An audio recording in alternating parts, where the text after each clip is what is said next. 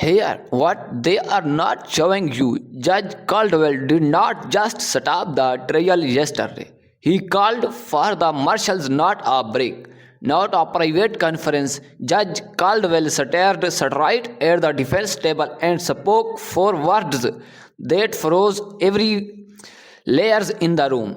No one leaves. Less than a minute later, federal agents entered with restraints in their hands. I will review the court record. I have seen what was hidden inside witness 14 secret phone.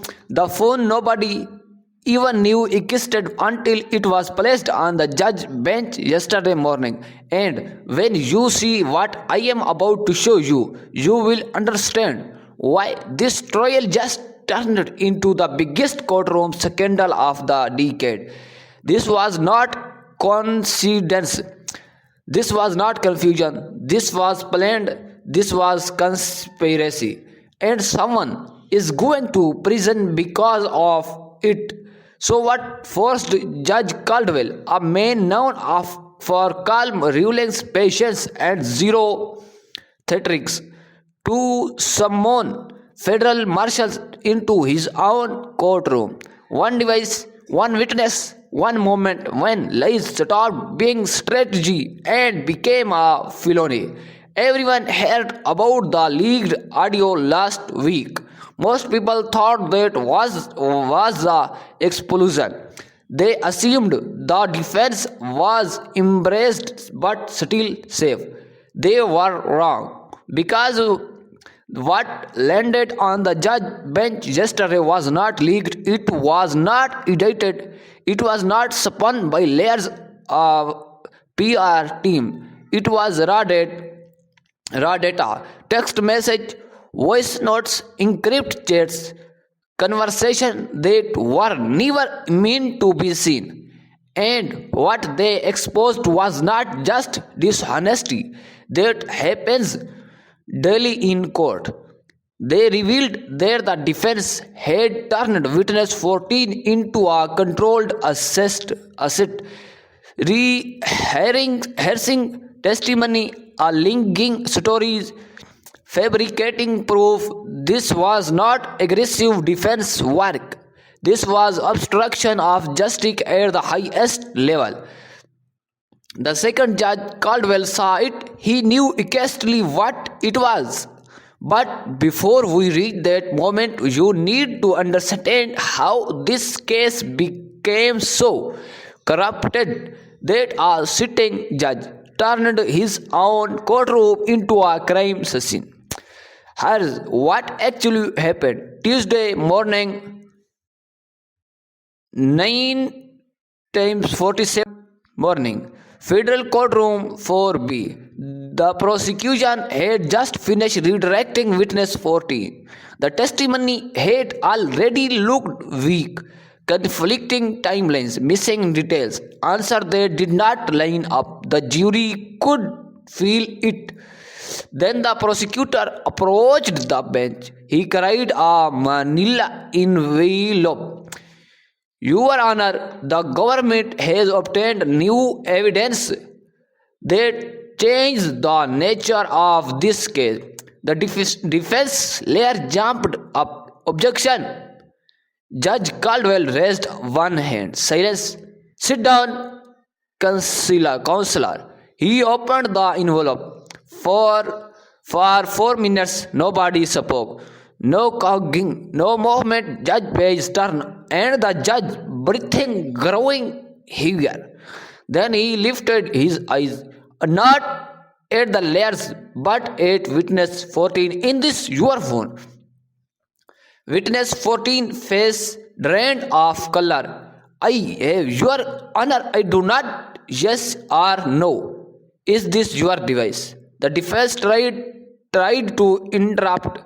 Your Honor, my client witness has the right.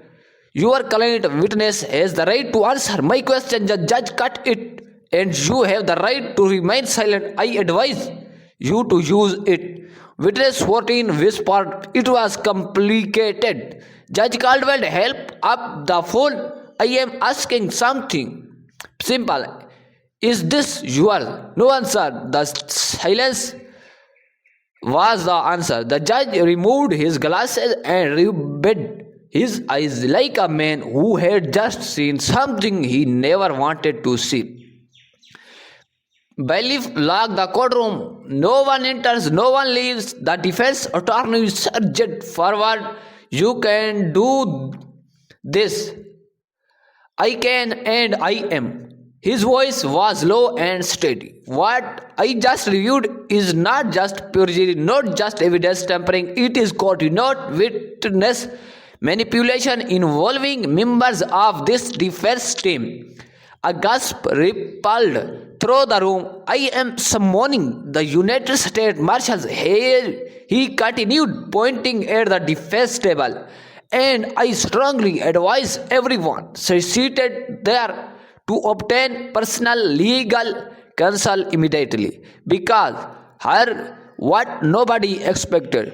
The phone did not just contain a text, it recorded call, time stamped instruction, strategy, message sent hours before testimony. One message from 11 hours 13 minute night. Read stick to the timeline. If asked about March 15th, say you were out at the conference. We will cover the rest. Another test to a defense firm employee said. Never mentioned the second meeting. It did not happen. But the message that changed everything was a voice memo.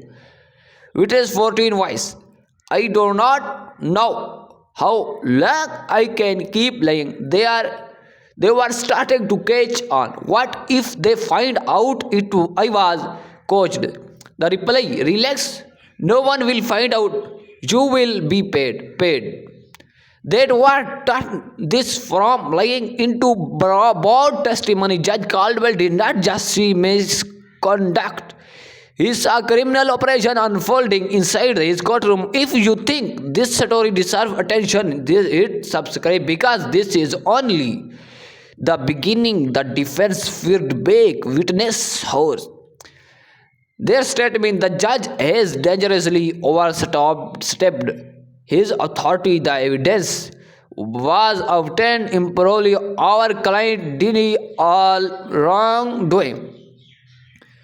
They claim the phone was planted, that message was altered, that this is a setup. One veteran legal analyst said, Judge do not summon marshals lightly, but they also rarely see evidence this extreme. The real battle will be over whether this phone service was superstition. Online site formed instantly. Defense support said that timing is suspicious, appearing just the prosecution was struggling. And honesty, they are not wrong about one thing. Process matters. Who had this phone? How did prosecutors got it? Why was not disclosed earlier? A former federal prosecutor warned, if the chain of custody fell, this case collapses. So what is Judge Caldwell? Hero ya career suicide? If the phone is real, people are going to prison. If it is not, the judge just destroyed himself and saved criminal. But the warning signs were there for months. Witness 14 was not important at first, barely mentioned. Then suddenly they became central. Their story conflicted with the others. Their timeline did not match record. Yet somehow they always had just explanation. One investigator said, this witness know too much about things they were not there for, and too little about what they were. The defense built everything around them, and nobody asked the key question: who was feeding them the script? Prosecutors noticed preferences from testimony showing up in legal filings they earlier worked forward. Then came the leaked tape call about the story one or sticking with still not. Then the people appeared, raw, complete, unfiltered, and the trap closed. When the side door opened from U.S. Marshal entered to guard the case to move toward the defense table, the lead attorney stood shaking. This is outrageous. Out Judge Caldwell answered coldly, "This is the result of your action. Based on the evidence before this court, I find probably accused the member of the defense team engaged in witness tampering, obstruction of justice, and subornation of perjury. And in the moment and trial ended and a criminal investigation began." Judge Caldwell answered coldly, "This is the result of your action based on the evidence before this court. I find probable accused the member of the defense team engaged in witness tampering, obstruction of justice, and subornation of perjury. And in the moment the trial ended and a criminal investigation began, the marshal ordered them forward and informed them they were being transferred to federal detention. While investigators continued their work, one of the attorneys panicked and tried to flee. He actually ran. A marshal tagged him to the floor in seconds. The courtroom exploded into chaos. People in the gallery were shooting. The jurors, separated behind glass, stood motionless in shock. And witness 14 was already breaking down, crying, talking, admitting the truth. They destroyed the defense entire case. I did not want to leave. They forced me. They told me exactly what to say, every line. They wrote it all, and I just repeated it. 47 seconds. That's all it took. In under a minute, two lawyers were in cuffs. A witness was accusing the defense of scripting testimony, and Judge Caldwell was suspending the trial with no end date. But while everyone was staring at the arrest, something critical happened that most people missed.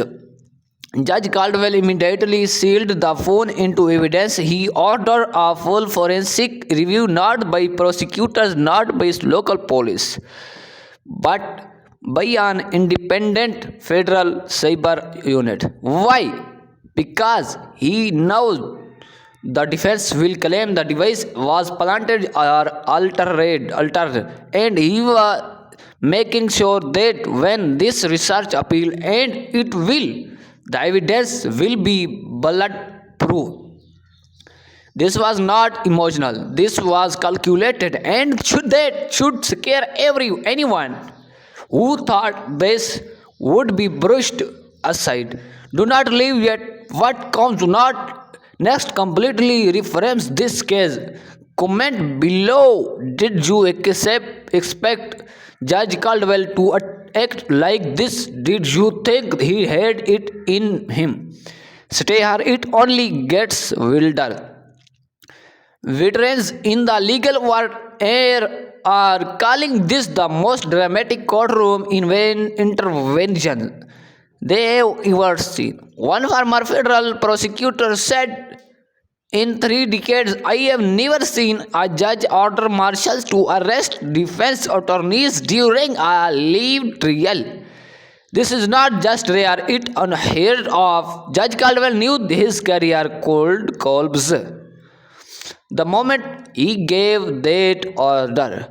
That tells you devastating the phone evidence must be. In simple terms, judges do not gamble their reputation on weak proof. They do not destroy trials over suspicion. Whatever was on that phone was powerful enough for him to risk everything and are what layers are quietly saying to each other behind closed door. This changed how witness and prepared for your defense attorneys across the country are now terrified that their private communications could be dragged into court. The chilling effect will be massive. But defense lawyers are not the only ones worried. Prosecutors are uneasy too. One admitted today it defense attorneys what happens when a judge decides a prosecutor crossed the line. The same logic appeals. A dangerous door has been opened. This is not just about one trial anymore. It's about whether the line between legal strategy and criminal coordination has been redrawn. Depending on where you stand, this is either the best development in decades or the start of legal nightmare that could take years to untangle. Judge Caldwell fared the first shot.